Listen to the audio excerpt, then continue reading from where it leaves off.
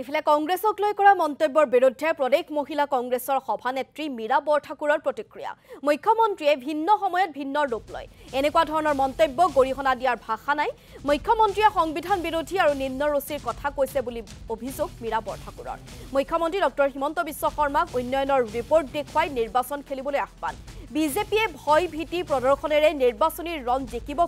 খুজিছে বুলি মন্তব্য মীৰা বৰঠাকুৰৰ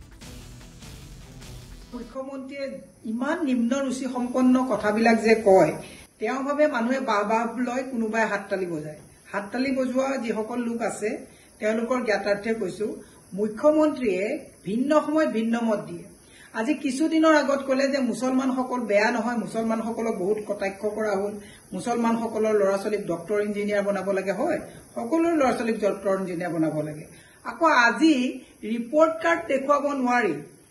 আজি তেওঁ কৈছে যে কংগ্ৰেছৰ নিৰ্বাচনী সিম্বল লুঙি টুপি হ'ব লাগে ধিক্কাৰ গৰিহণা দিয়াৰ ভাষা বিচাৰি পোৱা নাই সংবিধানৰ শপত লৈ এজন মুখ্যমন্ত্ৰীয়ে